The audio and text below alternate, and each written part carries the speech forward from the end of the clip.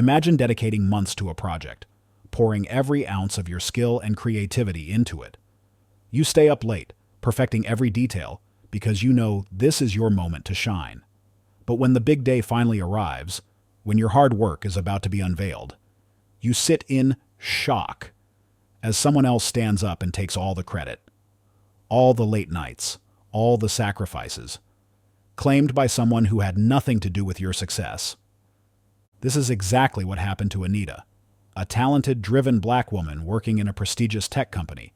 Anita was about to discover that injustice isn't always as blatant as we think. Her boss, Mr. Stevens, took everything she worked for and presented it as his own in front of the board. But what neither he nor the board expected was the truth to come out in the most dramatic fashion.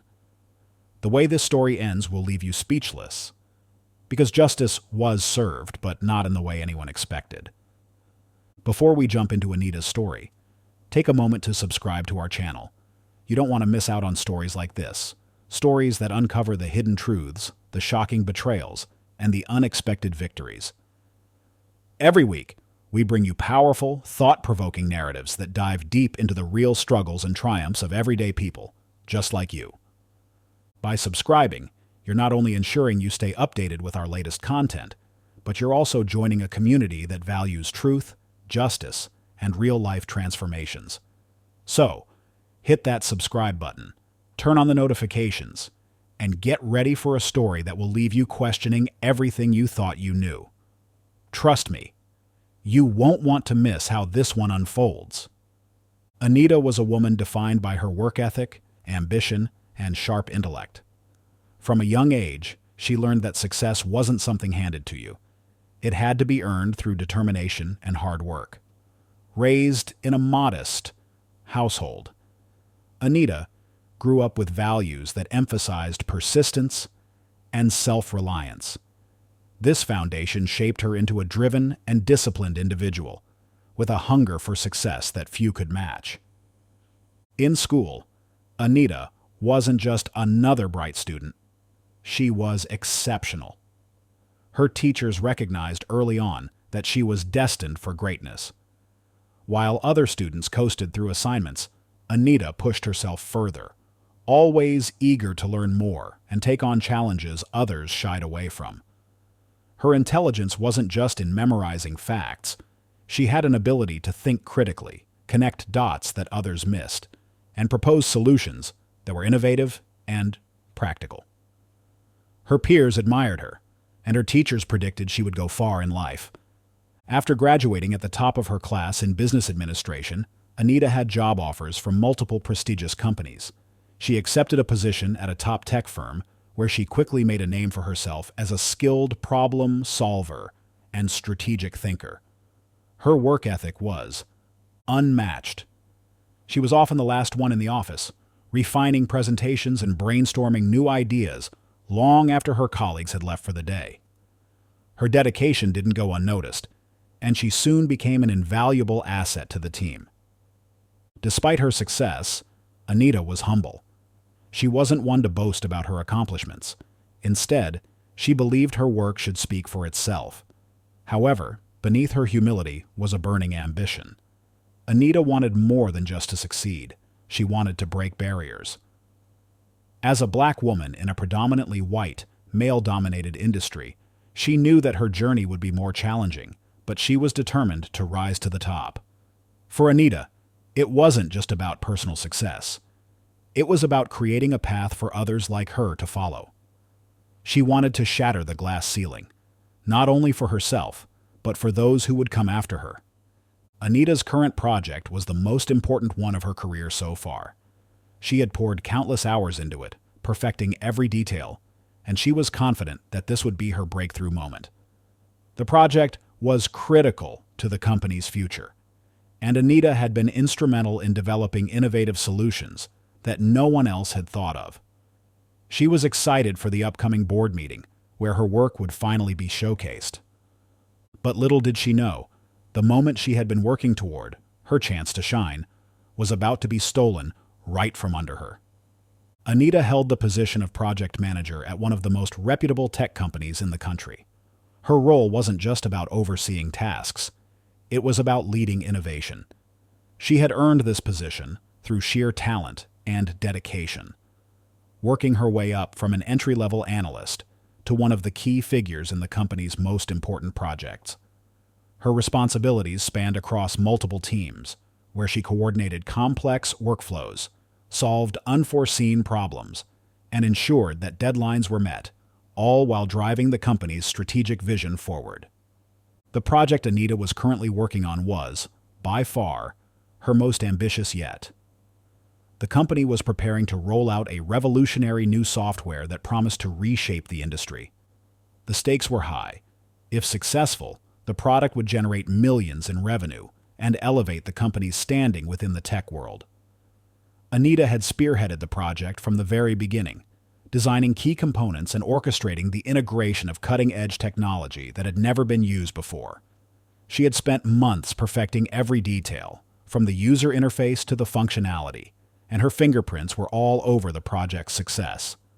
This was the moment she had been waiting for, a project that would cement her as a leader in her field. Anita's boss, Mr. Stevens, was a seasoned executive who had been with the company for over a decade. At first glance, he seemed supportive, praising Anita's contributions and encouraging her efforts. But beneath the surface, there was a different dynamic at play. Stevens had a habit of taking credit for his team's accomplishments, often positioning himself as the mastermind behind their work during high-profile meetings. He was charismatic, and it wasn't hard for him to sway the company's leadership into believing that he was the driving force behind their success. Despite her reservations, Anita tried to maintain a professional relationship with Stevens. She hoped that her hard work would eventually shine through and that her contributions would be recognized on their own merit. But as the project moved closer to completion, Anita began to sense a shift in Stevens's behavior. He started taking more control over the project, pushing her into the background during key meetings, and settled her on noble.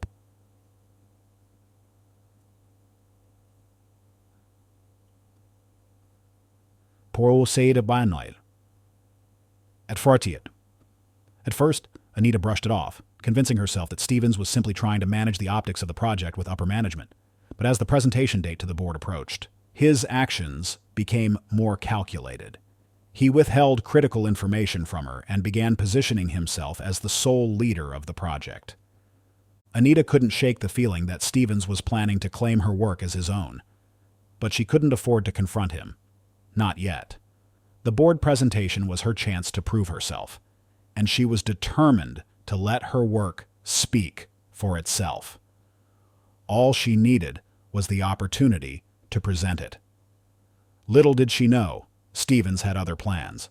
As the weeks leading up to the board meeting flew by, small but unmistakable signs began to suggest that Stevens didn't fully appreciate, or perhaps didn't intend to acknowledge, Anita's contributions. It started with the slight changes in his behavior.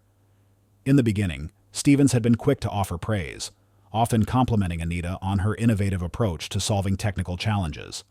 But now, as the project neared its final stages, he became increasingly distant, avoiding detailed discussions and focusing more on how the project would benefit the company, rather than acknowledging the team's or Anita's individual contributions.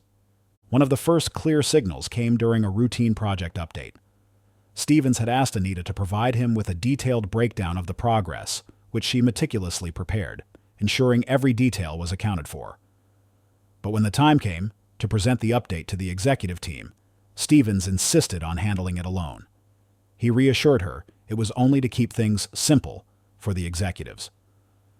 At first, Anita thought nothing of it. After all, Stevens was the project leader in title, and it made sense that he would present. But after the meeting, she heard whispers from colleagues about how Stevens had downplayed the contributions of the team, and especially her involvement, painting himself as the central figure behind the project's success. Anita's concerns deepened when Stevens began making decisions on the project without consulting her. While he had once relied on her input for every major move, now he was going over her head, making changes that altered the direction of the project without informing her. In one instance, a key feature she had developed was completely scrapped in favor of a simpler, less innovative solution, a decision that baffled Anita, given how essential the feature had been to the original vision. When she brought it up, Stevens brushed her off, saying, "It's just a minor adjustment. Don't worry about it." Then came the meeting invitations, or rather, the lack of them. Stevens had always made sure Anita was included in every discussion regarding the project, especially meetings with upper management. But as the final presentation approached, she noticed that she was being excluded from critical meetings, often finding out about them after the fact.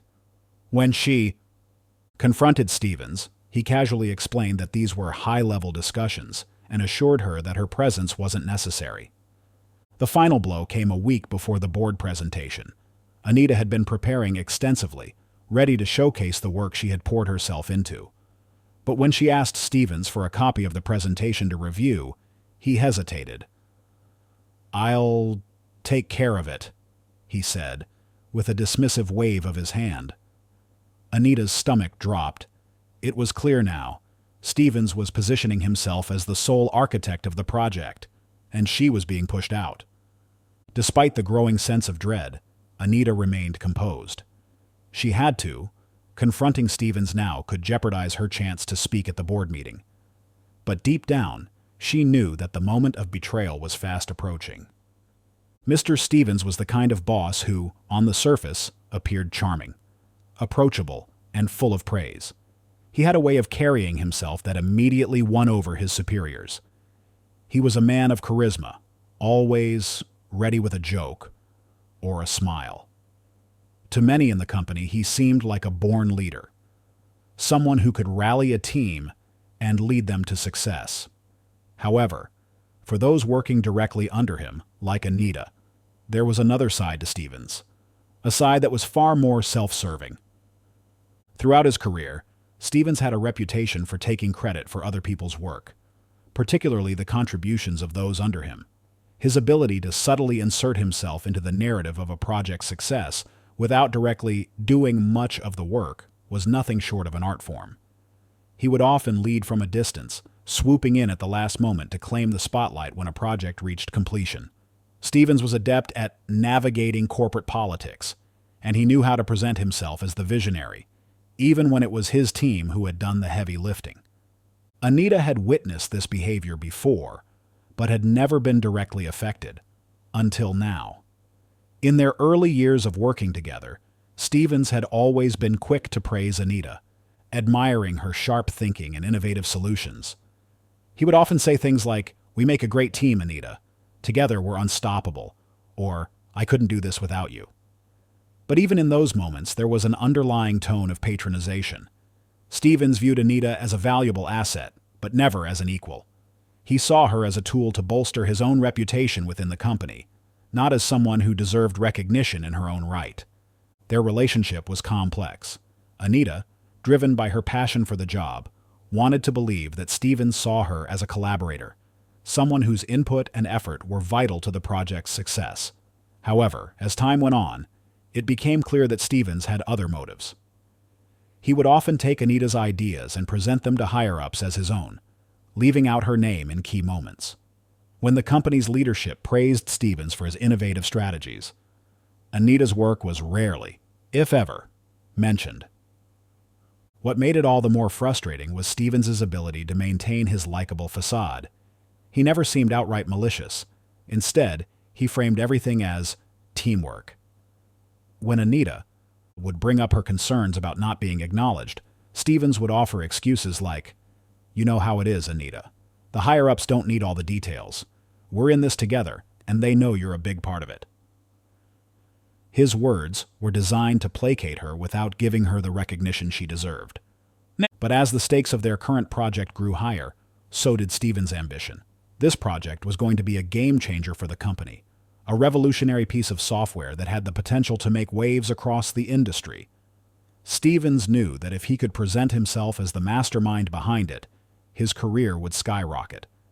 And so, the subtle undermining of Anita's role began.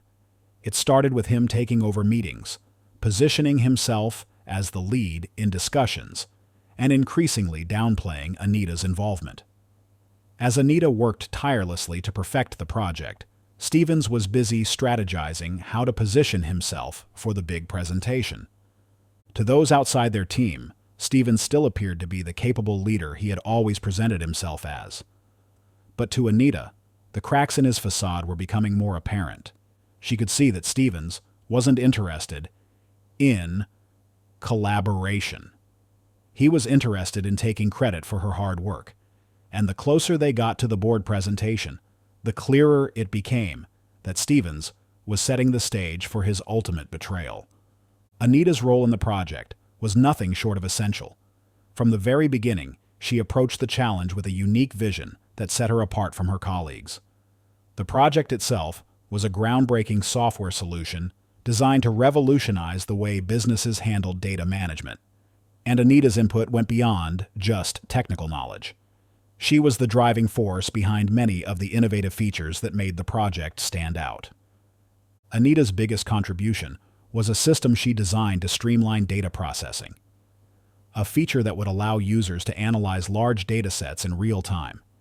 It wasn't just the speed of the system that was impressive, but its ability to present complex data in a simple, user-friendly interface that even non-technical users could navigate with ease. Anita knew that in the tech industry, usability was often overlooked, so she pushed for design that balanced cutting-edge technology with an intuitive user experience.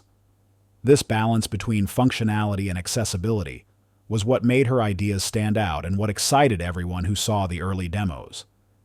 In addition to the technical aspects, Anita was deeply involved in the strategic development of the project.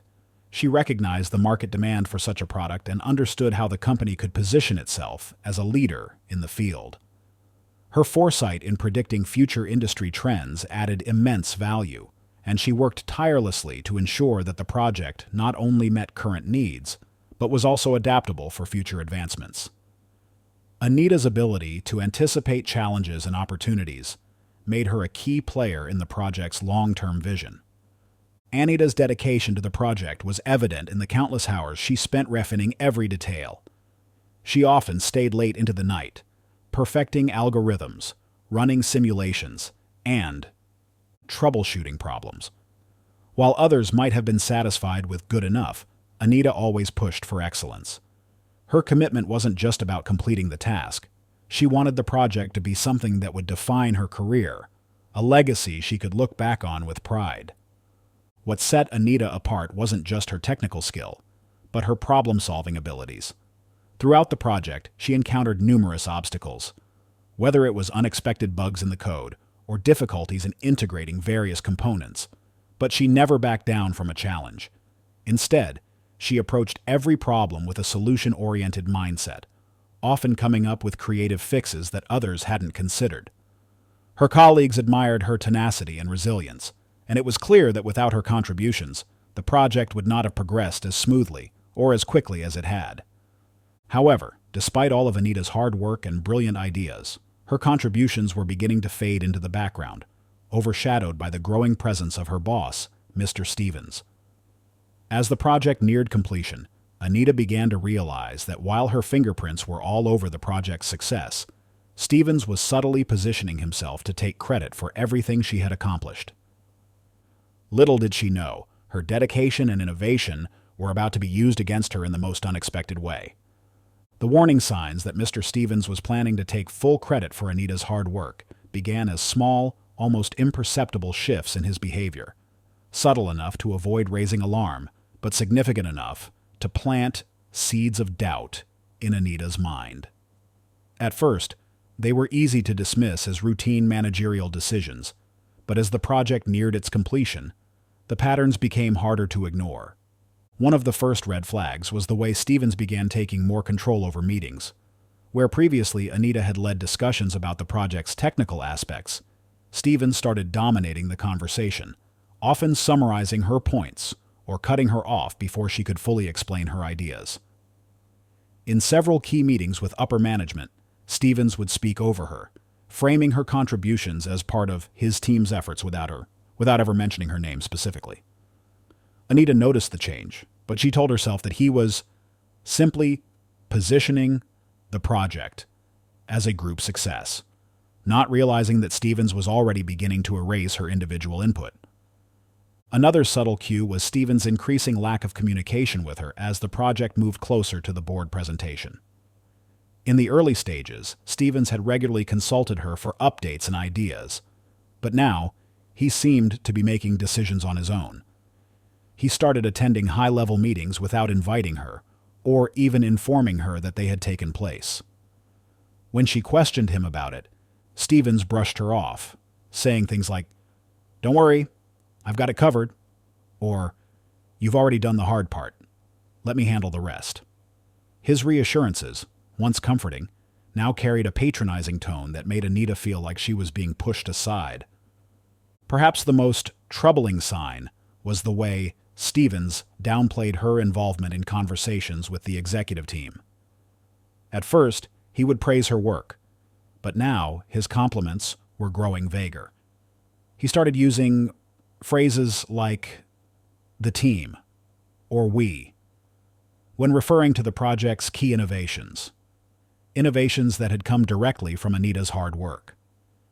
During one crucial meeting, she overheard Stevens discussing the project with a senior executive and realized that he hadn't mentioned her contributions at all.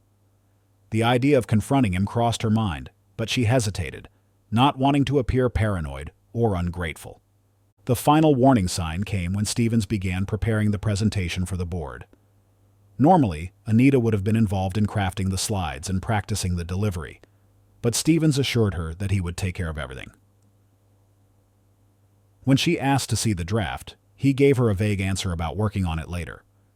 Anita felt a gnawing sense of unease, but she didn't press him. After all, Stevens had always been good at presenting their work to the higher-ups. But as the board presentation drew closer, her role in the project became more and more diminished. What had once been a collaborative effort was now something Stevens claimed as his own, and Anita couldn't shake the feeling that her hard work was about to be stolen right in front of her eyes. The morning of the board meeting, Anita woke up with a sense of purpose that had been building for months. This was the day she had been waiting for. The day her hard work, creativity, and dedication would finally be recognized. All the late nights, the long hours spent refining the project's core features, and the countless challenges she had overcome were about to culminate in her moment to shine. Excitement buzzed through her veins as she got ready, rehearsing her talking points in her head and imagining the looks of approval from the board members. She had prepared meticulously for this presentation. The software she had developed, with its user-friendly interface and cutting-edge data processing capabilities, was unlike anything the company had seen before. She knew the project inside and out, and had anticipated every possible question the board might throw her way. Anita's confidence wasn't misplaced. She had earned it through sheer hard work and commitment. She felt an overwhelming sense of pride, not just in the product, but in herself. This was going to be the moment that propelled her career to the next level. As she walked into the office that morning, her colleagues greeted her with smiles and words of encouragement. They knew how hard she had worked and were eager to see her finally get the recognition she deserved. Anita could feel the positive energy around her. Everything seemed to be lining up perfectly. Even Stevens, who had been acting somewhat distant in recent weeks, offered a curt nod and a half-smile when she arrived. Although their relationship had felt strained lately, she believed he would acknowledge her during the presentation, giving her the credit that was long overdue. As the time for the meeting approached, the atmosphere became electric. Anita felt a surge of adrenaline as she made her way to the boardroom. Her heart pounded in her chest, but it wasn't from nerves. She was ready. She had imagined this moment 1,000 times before. And now, standing on the cusp of achieving what she had worked so hard for, her confidence was unshakable. Walking into the boardroom, Anita took in the scene with quiet satisfaction. The board members were seated, each of them high-ranking executives who had a stake in the company's future. They greeted her warmly, some offering brief smiles and nods of acknowledgement. The boardroom itself was impressive, with floor-to-ceiling windows overlooking the city skyline. The large conference table was polished to a gleam, and the screen at the front of the room displayed the opening slide of the presentation. The project's title, bold and commanding, with Anita's work embedded in every element of the software. As she sat down, her mind buzzed with excitement and anticipation. She knew this was it.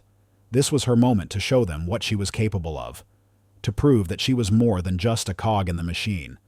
She was the engine driving this entire project. Her thoughts raced through the key points she wanted to emphasize, the innovative solutions she had developed, and the market potential she had mapped out.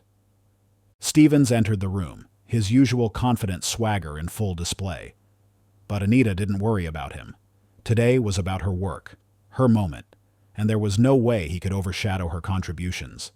They were too integral, too important.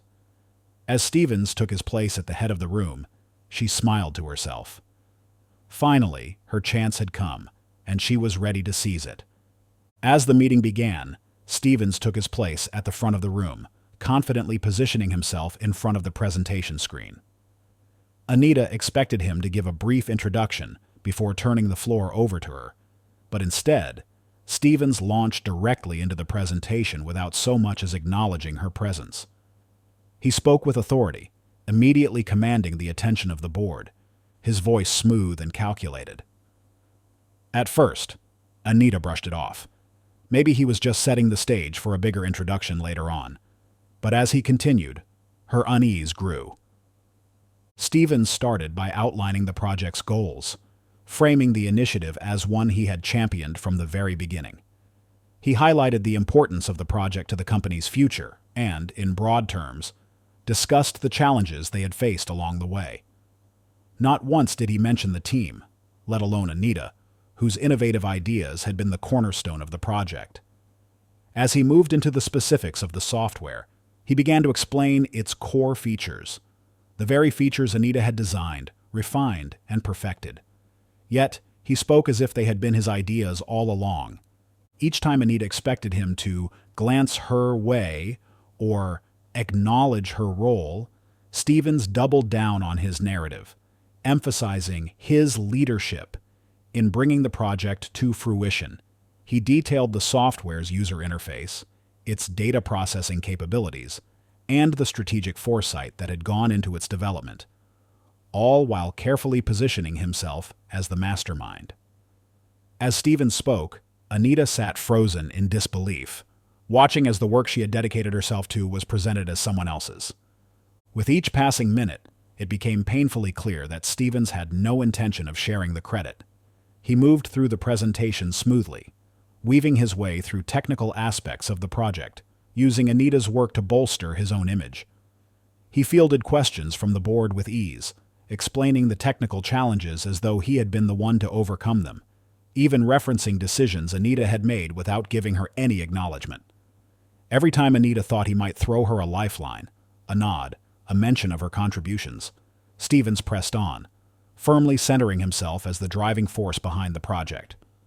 As the presentation neared its end, Stevens took a moment to pause dramatically, making eye contact with each board member as he spoke about the future potential of the software. He framed the project as his vision come to life, carefully avoiding any mention of the long hours Anita had put into its development. When one of the board members asked about the key innovation that set their product apart, Stevens didn't hesitate to respond. It was a challenge, but I knew, from the start, that this was the direction we needed to go in. Anita could feel her heart pounding in her chest. The betrayal she had suspected for weeks was now happening right before her eyes, and there was nothing she could do to stop it. Stevens had taken the stage, and her work, with no intention of ever letting her shine. As Stevens continued with the presentation, Anita's initial excitement began to dissolve, replaced by a feeling of profound disbelief. This couldn't be happening, she thought. Every word that came out of his mouth was a twist of the knife, each phrase deepening the betrayal. He was claiming her work, effortlessly presenting her ideas, her strategies, her long nights spent perfecting every detail, as if they had all been his own. The realization came slowly at first, like a creeping shadow. But with each minute that passed, it became impossible to deny. Stevens had stolen everything. Anita's heart raced, her mind spinning. How had she missed the signs? The subtle changes in his behavior now seemed so obvious. His recent decision to take over meetings, his avoidance of conversations that used to involve her, the way he downplayed her role in recent discussions. It all made sense now, but it was too late to do anything. She sat there, frozen, as Stevens continued to weave a narrative that painted him as the visionary behind the project, while she, the one who had actually done the work, was left invisible. Disappointment hit her next, like a tidal wave crashing over her. This project was supposed to be her breakthrough moment, the one that would finally put her on the map as a rising star in the company. She had envisioned this day for months, the praise, the recognition, the validation of all her hard work. And now, all of it had been ripped away in an instant. She felt sick, a hollow ache forming in her chest as she realized that everything she had worked for was slipping through her fingers. She had been betrayed, not by some distant, unseen force, but by the very person who was supposed to support her. More than anything, it was the feeling of powerlessness that struck Anita hardest. She sat there, watching it all unfold, unable to stop it. Every time Stevens spoke, she felt the urge to stand up and say something, to call him out in front of the board. But the words wouldn't come. Her mind raced with possibilities. What would they think? Would they believe her? Was it too late to save her reputation? The room suddenly felt too small, the air too thick, and she could barely focus as Stevens moved effortlessly from one stolen idea to the next. In that moment, Anita felt a deep, crushing sense of betrayal and isolation. Stevens hadn't just taken credit for her work. He had stolen her voice, her opportunity to stand in front of the board and present what was rightfully hers. She had trusted him, believed that he would acknowledge her contributions, and he had used that trust to his advantage. The disappointment was almost too much to bear. This was the moment that was supposed to change her life, and now she was watching it be stolen from her right in front of her eyes. As the presentation came to a close, Anita could barely hear the applause from the board members. The sound was distant, muted by the overwhelming sense of betrayal coursing through her. She felt a lump in her throat as she realized that her hard work had been claimed by someone else, and the path forward, one she had worked so hard to pave, was now obscured by Stevens's deception. Anita sat there frozen in disbelief as the applause echoed in the boardroom, her mind racing with conflicting emotions. Betrayal wasn't a strong enough word for what she felt. It was something deeper, more cutting. Her hands, clasped tightly in her lap, were trembling with the effort it took to contain her rage. Her body wanted to react, to leap up and confront Stevens right then and there, to shout to the board that it was her work, not his, that had made this project a success. But her mind held her back, cautioning her against the impulse to make a scene. As much as Anita wanted to stand up and demand justice, she couldn't ignore the consequences of doing so. What if they didn't believe her? What if, in a room full of high-powered executives, her words were dismissed as nothing more than emotional outbursts? Confronting Stevens in front of the board, without proof or a well-thought-out plan, could backfire spectacularly. She knew the stakes were high, not just for her current project, but for her entire career. A wrong move now could not only erase all the hard work she had put into this project, but also damage her reputation beyond repair.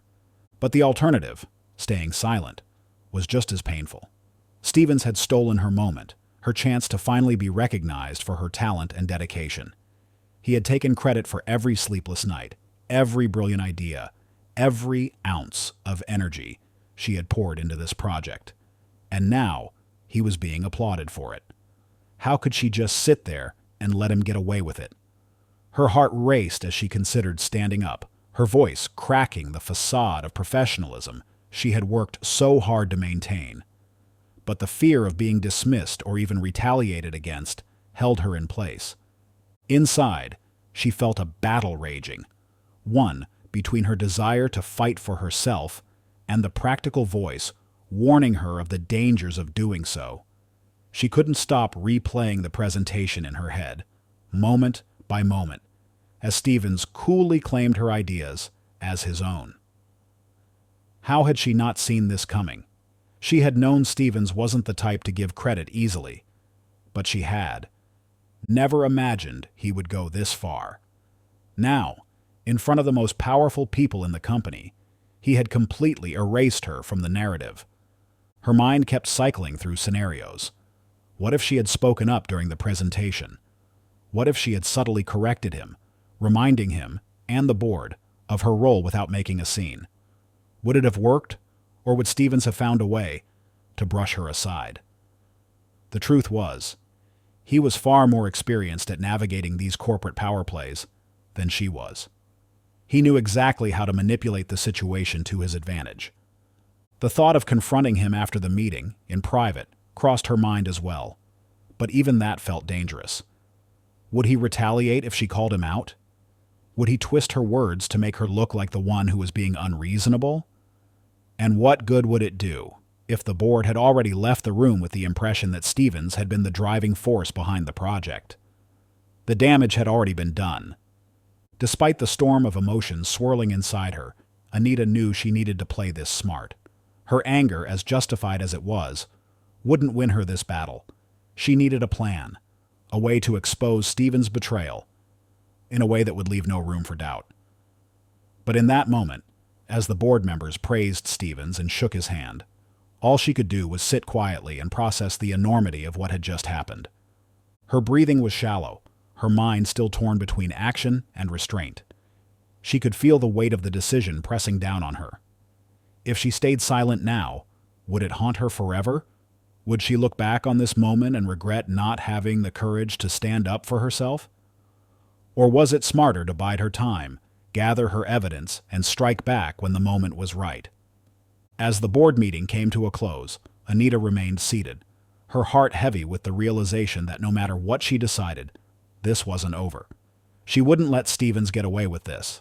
She just had to figure out the right way to make sure that when she did confront him, it would be on her terms, and with the full weight of the truth behind her. Anita sat still, her emotions battling for dominance inside her. Anger surged first, a fiery impulse that urged her to stand up, to call out Stevens for what he had done in front of the entire board. She could feel the sting of betrayal in her chest, her pulse quickening as she thought about the months of hard work and dedication she had poured into the project, only to watch it stolen by the man who had promised to support her. But even as her anger simmered, another voice in her head, the voice of professionalism, reminded her that this moment was not the time for an emotional outburst. In the corporate world, perception was everything. She had worked too hard and come too far to let an emotional response define her. Anita knew that if she allowed her feelings to take over, she risked not only damaging her reputation, but also playing right into Stevens's hands. He had already positioned himself as the polished, calm leader, and any public display of anger from her could be easily used to discredit her, framing her as unprofessional or difficult. Anita couldn't afford that. She had seen it happen before, how women, especially women of color, were judged more harshly for showing any sign of anger or emotion in the workplace. Taking a deep breath, she forced herself to focus on the bigger picture. This wasn't the end. Stevens might have won this battle, but the war was far from over. Anita was confident in her abilities and in the truth of her contributions. The facts were on her side, and in time, she knew she could expose what had really happened, but it had to be done strategically, not impulsively. She reminded herself that losing control now would only weaken her position and might destroy any chance of getting the credit she deserved in the future. As she sat there, the clapping of the board members echoed around her, each round of applause feeling like another blow to her pride. But she kept her composure, nodding politely when her colleagues glanced her way, forcing her expression to remain neutral. Every fiber of her being wanted to scream, to walk out, or to confront Stevens the moment the meeting ended, but she resisted. Her career wasn't built on emotions. It was built on intellect, strategy, and patience. This situation, as painful as it was, required all three. Anita reminded herself that the board didn't know the full story yet. They weren't aware of the countless hours she had put into the project, or the groundbreaking innovations she had created. That knowledge gave her strength. Stevens might be able to deceive them for now, but she was determined to make sure the truth came out in a way that couldn't be denied or twisted. Calmly, she began to formulate a plan. Instead of confronting Stevens immediately, she would gather her evidence, emails, drafts, and timelines that clearly demonstrated her role in the project. She would reach out to trusted colleagues, those who had witnessed her work firsthand, and build a solid case that would be impossible for Stevens to refute. Her professionalism would be her greatest weapon, and when the time was right, she would use it to take back what was rightfully hers. In that moment, sitting quietly, while the board celebrated a victory that wasn't Stevens to claim, Anita made a decision. She would rise above the betrayal, not by acting on impulse, but by playing the long game. She knew that in the end, it wasn't who made the loudest noise that won. It was who stayed composed, strategic, and unwavering in the face of adversity. And that was exactly what she intended to do. Anita sat through the final moments of the meeting. The applause and accolades showered upon Stevens like salt on an open wound. Inside, her emotions were a storm of hurt, betrayal, and anger, but she remained outwardly composed. The struggle to suppress her emotions was immense, but deep down, she knew lashing out wasn't the answer. She couldn't afford to make a rash decision that would ultimately hurt her more than Stevens. What she needed now was control, not over Stevens, but over her next move. As much as she wanted to confront him, Anita understood that doing so in the heat of the moment would only weaken her position. She had seen how quickly the professional world could turn on those who reacted emotionally, especially women, if she challenged him without concrete evidence. It would be his word against hers, and Stevens was far more skilled at corporate gamesmanship. Anita knew better than to give him the satisfaction of watching her unravel. Instead, she channeled her anger into clarity. This wasn't the end. Stevens might have taken this round, but he hadn't won the war. What Anita possessed, the truth, was her greatest weapon, and she intended to wield it wisely. The realization calmed her. It gave her a sense of silent strength that felt more powerful than any immediate confrontation could have. Her resolve hardened, and she knew that patience and strategy were her best allies. The first step would be gathering evidence. Every email, every document, every version of the project that bore her fingerprints would become part of her case. She had meticulously documented the progress of the project from the very beginning, keeping detailed records of her contributions. Her habit of staying organized, something Stevens had always dismissed as unnecessary, was about to become her greatest advantage.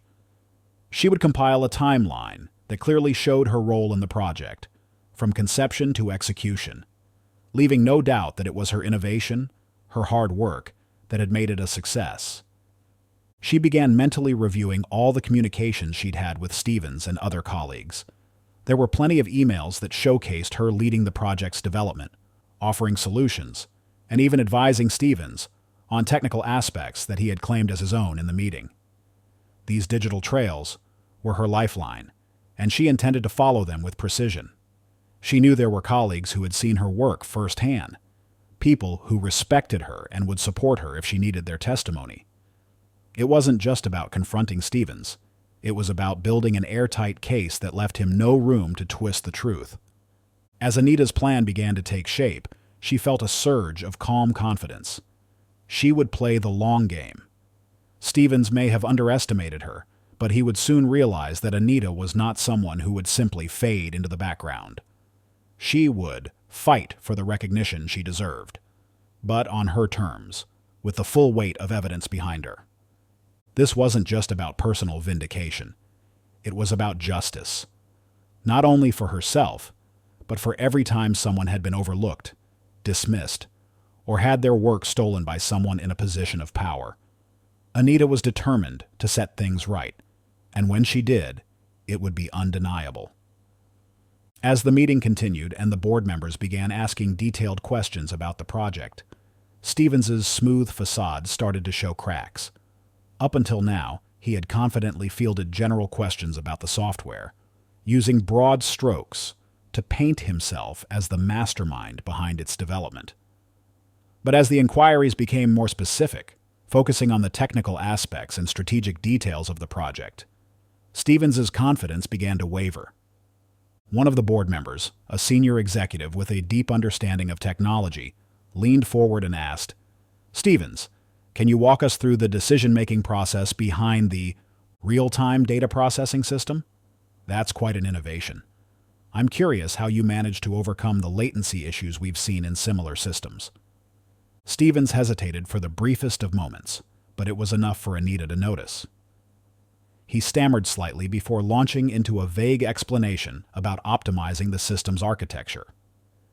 He used jargon-heavy language to mask the fact that he didn't really understand the intricacies of the system.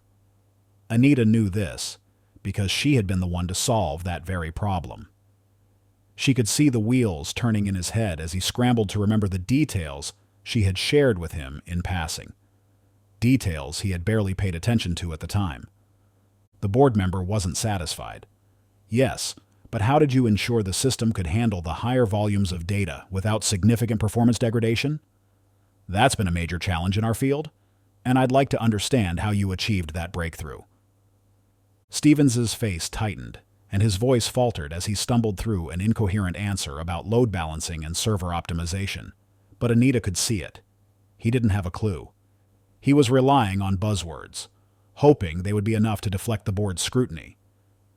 The senior executive raised an eyebrow, clearly unconvinced. He glanced briefly at Anita, as though sensing that something wasn't adding up. The questions kept coming, each one more specific than the last. Another board member asked about the integration of user feedback into the final design, an aspect of the project that Anita had painstakingly coordinated through countless rounds of testing. Stevens's answer was vague, his usual charm and confidence slipping with each passing question. His explanations were filled with generalities, lacking the depth and insight that the board was looking for. It wasn't long before the atmosphere in the room shifted. What had started as a triumphant presentation was now becoming an interrogation. Stevens was visibly uncomfortable, and the board members, sensing his unease, pressed harder. They weren't just asking questions now, they were digging. Stevens's earlier confidence had evaporated, and in its place was a man desperately trying to hold on to a narrative that was quickly unraveling. Anita watched as Stevens fumbled, the tension in the room growing with each passing moment. This was his slip-up, the moment she had been waiting for. Stevens had relied on his charisma and surface-level understanding of the project to carry him through. But now, faced with technical questions he couldn't answer, he was crumbling. The board members were seasoned professionals. They could tell when someone was bluffing, and Stevens was bluffing badly. As the meeting concluded and the board members began filing out, one senior board member, Mr. Franklin, paused by Anita's chair. His sharp eyes had caught the subtle discomfort that Stevens had been trying to mask throughout the presentation. Franklin, a seasoned executive with decades of experience in the tech industry, had developed a keen instinct for when something didn't add up. The way Stevens had dodged key questions, especially those concerning technical details, had set off alarm bells in his mind. Franklin couldn't shake the feeling that there was more to the story. After a few moments of polite small talk, Franklin leaned in slightly and said, "Anita, would you mind staying behind for a few minutes? There are a couple of things I'd like to ask you about the project." His tone was neutral, but Anita could hear the weight behind his words. He wasn't asking out of casual curiosity. He suspected something. Anita felt her pulse quicken. She had been silently stewing in frustration throughout the entire meeting, forced to watch as Stevens claimed her work as his own. Now, with Franklin's request, she saw an opportunity, an opening to set the record straight. "Of course, Mr. Franklin," she replied, maintaining her professional demeanor, even though her heart was racing. Once the room had cleared and it was just the two of them, Franklin wasted no time. I noticed that Stevens struggled with some of the technical details. He didn't seem to have a full grasp of the system's architecture or the data processing. "Could you clarify how those decisions were made? Specifically, who was responsible for overcoming the latency issue? It's a remarkable breakthrough, and I want to make sure I fully understand the innovation behind it." Anita hesitated for a moment, carefully choosing her words. She didn't want to appear as though she were throwing Stevens under the bus, but at the same time, she could no longer remain silent. This was her chance to speak up. "Well, Mr. Franklin," she began, "the real-time data processing system was one of the challenges I worked on directly. We were facing significant latency issues early on, and I developed a solution that involved optimizing our algorithms to handle larger volumes of data without compromising speed." Franklin nodded, his expression thoughtful. "That's impressive, Anita. And what about the user feedback integration?" Stevens was a bit vague on that as well. Anita took a deep breath, then continued. "I coordinated the user feedback process from the early testing phases. We implemented several rounds of user experience testing, refining the interface based on the feedback we received. It was important to me that the software not only be functional, but user-friendly." Franklin's eyes sharpened. The truth was starting to emerge, and he was piecing it together. "I see. So, it sounds like you were much more involved in the technical and strategic aspects than Stevens indicated." Anita simply nodded. She didn't need to say more. Franklin understood what was going on. His expression softened as he glanced at the door where Stevens had exited moments earlier. "Thank you for your honesty, Anita. I'll make sure the right people know the full story." For the first time since the meeting began, Anita felt a glimmer of hope. The truth was coming out, and Stevens' carefully crafted narrative was beginning to unravel. After her conversation with Mr. Franklin, Anita knew that this was her chance to set the record straight. If she was going to challenge Stevens' claim to her work, she would need more than just words. She needed hard evidence. Luckily, Anita had meticulously documented every step of the project, knowing how crucial it was to keep a clear record of her contributions, especially in a workplace where her efforts had often been overlooked. The first thing she did was retrieve a comprehensive timeline of the project's development, which she had kept updated since the beginning. Every meeting note, email thread, and project draft was carefully saved and organized. Anita spent the next few hours combing through her archives, gathering key pieces of evidence that would undeniably prove her involvement. Emails were her first line of defense. She pulled up multiple exchanges with Stevens and other team members, highlighting discussions where she had proposed specific solutions to the technical challenges the project had faced. One particularly telling email was from the early stages of development, where Anita had outlined her idea for overcoming the latency issues, a solution that had become the cornerstone of the project's success. The time-stamped email clearly showed that the idea had originated with her, and not Stevens. Another series of emails revealed her leadership in coordinating user feedback testing, including detailed reports she had compiled based on the data from the tests. Next, Anita focused on drafts and project documents. She had saved multiple versions of the software's design, all annotated with her comments and revisions. These documents provided a clear record of how she had guided the project's development, from its initial concept to its final execution. One draft in particular stood out. It was an early prototype of the software interface, and every feature now being praised by the board had been developed in this version under her guidance. Her fingerprints were all over the work, and the drafts showed how her input had shaped the final product. Anita also had documentation of team meetings, where she had presented her findings and solutions to the broader group. Meeting minutes and presentation slides bore her name, offering undeniable proof that she had been the one leading these discussions. In one particular meeting, Anita had walked the team through her process for integrating real-time data processing, another piece of the puzzle that Stevens had tried to claim as his own. Once she had gathered her evidence, Anita carefully organized everything into a detailed portfolio. She knew she couldn't just dump a pile of documents on the board and expect them to sort through it. She needed to present her case in a clear, concise manner. She created a timeline that mapped out her contributions alongside the project's milestones, attaching relevant emails, drafts, and reports to support each point. Her goal was to show, beyond any doubt, that she had been the driving force behind the project's success. With her portfolio ready, Anita felt a newfound sense of calm. She knew that the evidence she had collected was undeniable. The truth was on her side, and now, for the first time since the betrayal, she felt empowered. She was no longer just reacting to what had happened. She was taking control of the situation, prepared to reveal the truth in a way that would leave no room for doubt. Anita sat quietly at her desk, the folder of evidence lying in front of her, its contents meticulously organized and ready. She had spent days preparing for this moment, going over every document, email, and draft she had saved. It wasn't just about the evidence, though. She had also spent that time preparing herself mentally for what was about to happen. The confrontation with Stevens was inevitable, and it was long overdue. But Anita wasn't going to let her emotions get the better of her.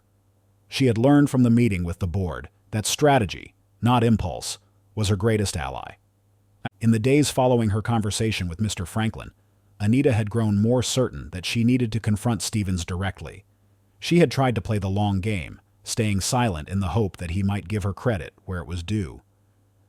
But that hadn't happened. Stevens had crossed a line, and it was time to hold him accountable. Anita's mind was set. There was no turning back now. Yet, even with her decision made, Anita felt a wave of nerves rise within her. Confronting her boss, especially in a professional setting, was not something to be taken lightly. Stevens was well liked in the company, and he had years of experience navigating corporate politics. He had the charm, the network, and the confidence that came with seniority. Anita had seen him maneuver his way out of difficult situations before, and she knew he would likely try to do the same here. But this time was different. This time, she had irrefutable proof of her contributions. Anita took a deep breath and mentally rehearsed what she would say. She couldn't afford to let emotions cloud her judgment. This confrontation needed to be precise, calculated, and professional. She couldn't allow herself to appear as though she were simply complaining or throwing accusations. Instead, she would calmly present the facts, the emails, the drafts, the meeting notes, and let them speak for themselves. Stevens might try to deny or deflect, but Anita was determined to stay firm. Her resolve strengthened as she thought about the bigger picture. This wasn't just about her and Stevens. It was about setting a precedent.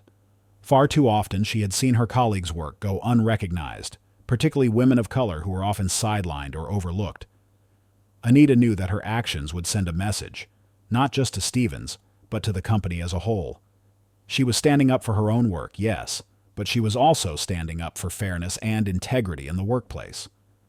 Anita looked down at the folder again, her fingers brushing over its edges. She was ready. The fear and hesitation that had been lingering were now gone, replaced by a quiet determination. There was no more doubt in her mind. She deserved to be heard. This was her project, her work, and no one had the right to take that away from her. She had earned this confrontation, and she was going to see it through. Anita stood, picking up the folder and tucking it under her arm. Her heart was steady, her mind clear. She had made her decision, and now it was time to face Stevens with the full weight of the truth on her side. Anita walked into the conference room, her heart steady but her mind fully alert. The folder of evidence in her hands felt heavy, not just with the physical weight of the papers, but with the significance of what it represented. Her hard work, her contributions, and the truth that had been hidden for too long. Inside, Stevens was seated comfortably, chatting with a few board members who had remained after the meeting.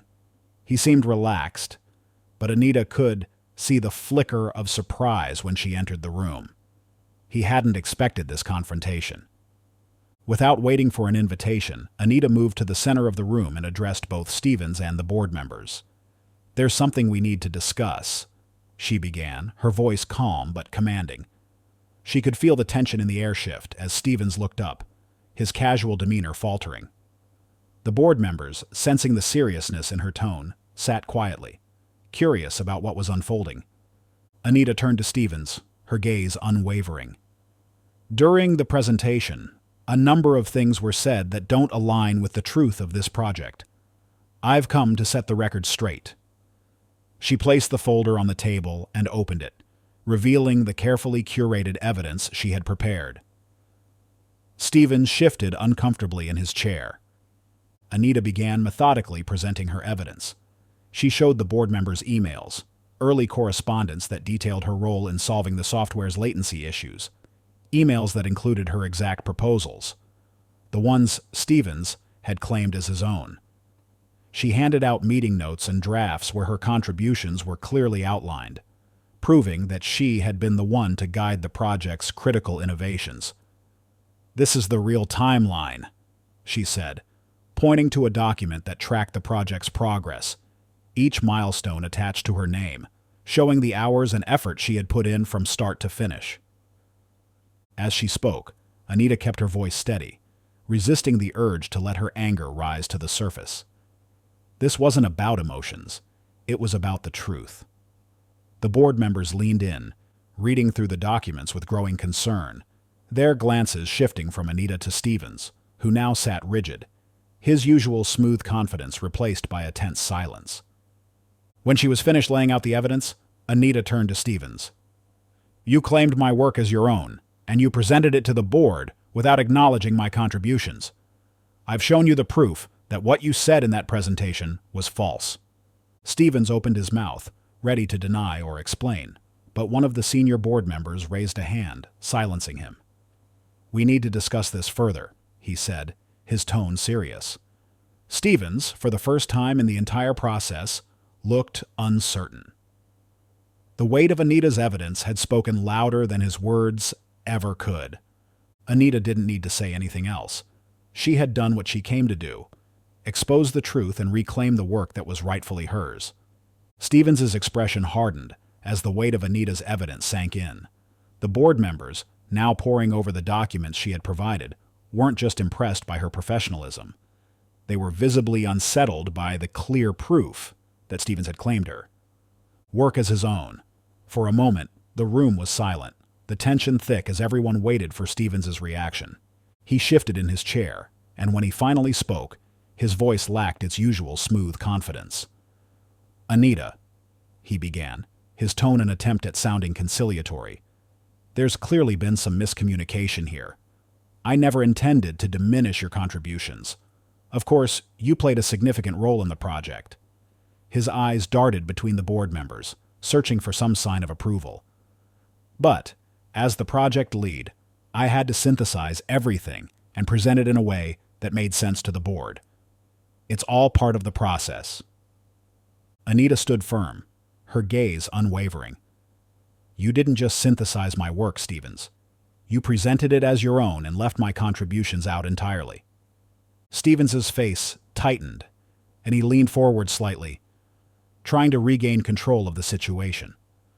"I understand you're upset, but in a corporate environment, it's common for leadership to take responsibility for team efforts. It's not about credit. It's about what's best for the company." One of the board members, clearly unimpressed by this response, interjected. "It's one thing to lead a team, Stevens, but Anita's evidence shows that she was far more than just a background player. Her work on the technical aspects, especially the latency solutions, was crucial." Why wasn't she given the proper recognition during the presentation? Stevens's calm facade began to crack under the scrutiny. He shifted tactics, trying to downplay the significance of Anita's contributions. "Look, The project was a collaborative effort. Yes, Anita was instrumental in certain areas, but as the project lead, I had to make executive decisions on how to present the material. There was no time to go into every team member's individual contributions. Anita could feel her frustration growing, but she stayed composed. This wasn't about a team acknowledgement. You took the innovations I developed, the work I led, and presented them as your own. That's not collaboration. That's erasure. Stevens glanced at the board members, his tone becoming more defensive. This is getting blown out of proportion. Projects of this scale are complex, and I was simply managing the overall strategy. Anita's role was valuable, but she wasn't responsible for the success of the project in its entirety. I was the one steering the ship. The board members exchanged looks, clearly growing more skeptical with each of Stevens's justifications.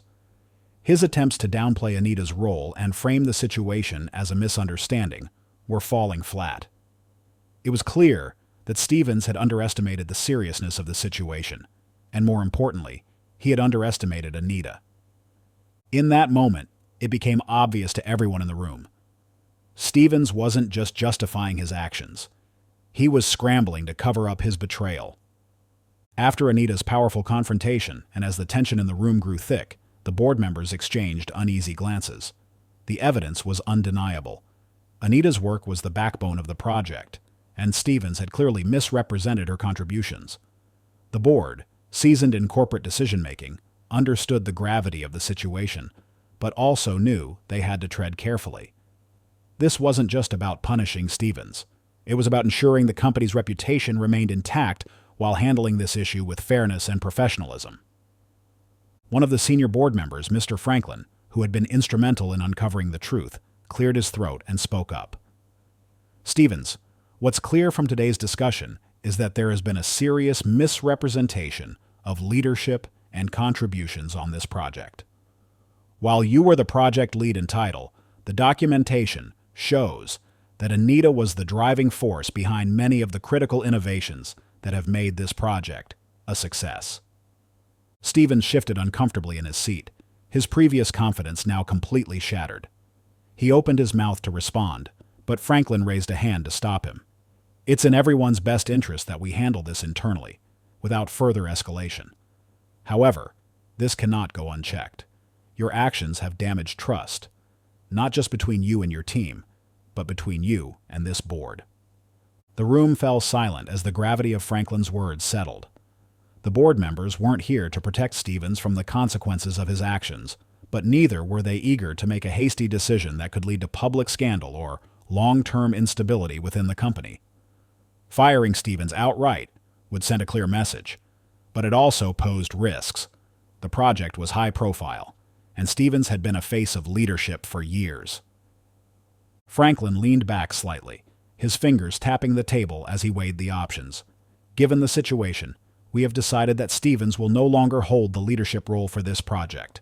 Stevens's eyes widened, and the room felt even heavier with anticipation.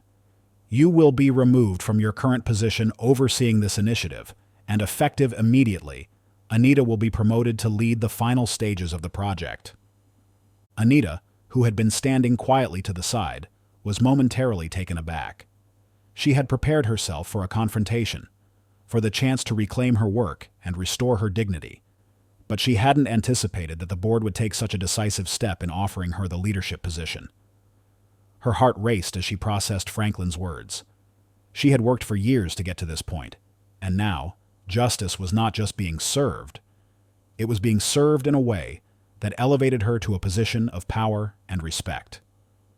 Franklin continued, Anita, your contributions to this project have been exemplary, and your leadership skills have been proven through the work you've done, despite the circumstances. We believe that you are the right person to take this project to the finish line and beyond. Stevens, now visibly distressed, attempted to protest. But surely I can still contribute. I've been a part of this from the beginning. One of the other board members cut in, her tone firm.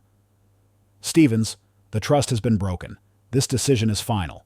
You will no longer oversee the project, and any future roles you take within the company will be under close scrutiny. As of now, your priority will be transitioning leadership smoothly to Anita. The board had spoken. Stevens had been stripped of his role, and his reputation within the company had been irreparably damaged. He wasn't fired, but the demotion and public nature of the reprimand were a humiliation in themselves. It was a clear signal. Deception and credit stealing had consequences, and the company wouldn't tolerate it. For Anita, the board's decision was both a victory and a moment of reckoning. She had fought for her work, and now she had the chance to lead. But the weight of her new responsibility was already settling on her shoulders. She had won the battle, but now she needed to prove to the company and to herself that she could steer the project to even greater heights. The day after the board meeting, a company-wide announcement was scheduled, with all key teams and stakeholders invited to join via a virtual meeting. The message was clear. Stevens had been ordered to issue a public apology to address the misrepresentation of the project and to acknowledge Anita's rightful contributions. Though Stevens had privately tried to downplay the situation, the board's decision was final, and he had no choice but to comply. As the meeting started, Stevens appeared on the screen, looking uncharacteristically subdued. His usual air of confidence was gone, replaced by a tension that betrayed the discomfort he was feeling. He cleared his throat before addressing the virtual audience. This was no longer about saving face. It was about survival. I want to take this opportunity to address some of the events that have come to light regarding the recent project presentation. Stevens began, his voice steady, but devoid of the charm he usually wielded. There has been a misunderstanding about the leadership and contributions to the project. In the course of my presentation to the board, I failed to properly recognize the work of my colleague, Anita. Stevens glanced down at his notes, visibly uncomfortable as he continued. Anita has been instrumental in the success of this project. Her technical expertise and innovative thinking were critical in overcoming the challenges we faced, and it was wrong of me not to give her the credit she deserved during the board meeting. For that, I deeply apologize. The words felt rehearsed, and though Stevens was issuing the apology, it was clear that he was doing so out of obligation, not remorse. The tension on the call was palpable. People were watching not just to hear Stevens apologize, but to see what the board would do next. I take full responsibility for the oversight, he said, his voice faltering slightly as he added, and I will be stepping back from my role as the lead on this project. Effective immediately, Anita will be taking over, and I will assist in the transition to ensure a smooth handover. The apology ended quickly, without the usual flourish Stevens was known for. There were no attempts to charm his way out of the situation, no grand gestures to save his reputation. It was a formal apology, and everyone knew that his diminished role in the company would be a lasting reminder of his actions. For Stevens, this was a public humiliation. Though he wasn't fired, his demotion was a signal to the entire company that integrity mattered more than charisma. He would remain in the company, but his influence had been reduced significantly. He had been silenced, not with harsh words, but with the reality of his own actions being exposed. Meanwhile, Anita's name and contributions were now front and center. The apology, while a victory, marked the beginning of her journey in her new leadership role, a role she had earned despite the betrayal. After the dust settled, Anita sat quietly, reflecting on the whirlwind of events that had unfolded. The sense of victory, though satisfying, was weighed down by the emotional and professional toll it had taken on her. She had won. But the road to this victory had been far more exhausting than she had anticipated. The betrayal by Stevens had cut deep, not only because he had stolen her work, but because he had done so with such ease, almost as if he assumed he would get away with it. This reality hit her harder than she expected. Anita had always believed that hard work and dedication would lead to recognition, but this experience had opened her eyes to the harsh realities of corporate politics. It wasn't enough to simply do the work. She needed to protect her contributions, to ensure her name was attached to her innovations, or risk having them taken from her. She realized how vulnerable she had been, how easily her accomplishments could have been erased if she hadn't fought back. It was a sobering thought. The emotional toll was equally heavy. Constantly having to prove her worth had taken a mental and physical toll on her, and the added pressure of defending her work left her feeling drained. Yet, despite all the obstacles, Anita recognized that this experience had made her stronger. She had stood her ground, defended her work, and emerged victorious. But the victory felt bittersweet, as it reminded her of the systemic barriers she would likely continue to face in her career. As Anita reflected on the ordeal, she realized that the experience had changed her. While the betrayal had been painful, it had also taught her invaluable lessons about self-advocacy, resilience, and the importance of preparation. She had always been meticulous in her work, but now she understood the necessity of documenting everything, not just for the sake of the project, but for her own protection. This experience had made it clear that hard work alone wasn't enough. It had to be paired with strategic thinking and an awareness of the political landscape. The confrontation with Stevens had also given her a newfound sense of confidence. She had faced him down, armed only with the truth, and she had won. That victory wasn't just about getting the credit she deserved. It was about proving to herself that she could handle the pressures and challenges that came with leadership. The experience had solidified her understanding of what it took to navigate the complex dynamics of corporate life. Moreover, Anita was determined to turn this painful experience into something positive. She had grown as a leader, learning that being a good leader wasn't just about completing tasks and managing projects. It was also about fighting for her team's recognition, standing up for what's right, and making sure everyone's contributions were valued. Moving forward, she was committed to creating an environment where people wouldn't have to fight as hard as she had to be seen. With her newfound perspective, Anita began to think about how she could help others who faced the same challenges she had. She had always been a firm believer in mentorship, but now she saw it as a way to ensure that other women, especially women of color, wouldn't have to endure what she had gone through. She made it her mission to actively seek out younger colleagues who needed guidance, offering them the support and advice she wished she'd had when she was in their shoes. Anita started mentoring women in her company, teaching them the importance of documenting their work, advocating for themselves, and building a support network.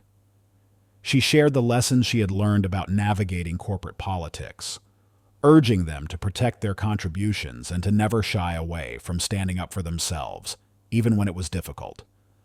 She wanted them to know that they didn't have to fight their battles alone. Beyond mentorship, Anita also saw opportunities to change the company's culture. She began pushing for more inclusive policies that recognized and rewarded the work of all employees, regardless of their background. She initiated conversations with HR and leadership about diversity, equity, and inclusion, advocating for systemic changes that would prevent others from experiencing the same kind of erasure she had faced. As she looked to the future, Anita felt a renewed sense of purpose. Her journey wasn't just about personal success anymore. It was about lifting others as she climbed.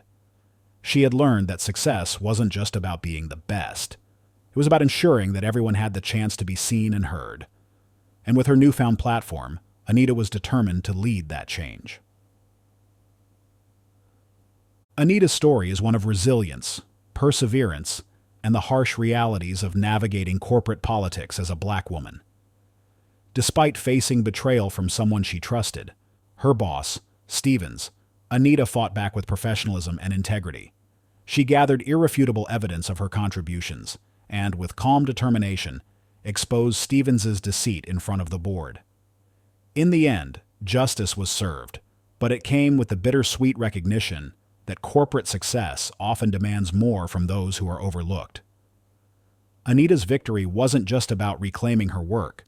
It was about showing that, despite systemic obstacles, resilience and self-advocacy can lead to real change. Now, with her newfound leadership role, Anita is determined to mentor others, ensuring that the path forward is less difficult for the next generation of women of color in the workplace. If you found Anita's story inspiring, don't forget to subscribe for more powerful stories like this. Let us know in the comments. How would you have handled Stevens's betrayal? Be sure to check out our other videos on corporate, justice, and resilience.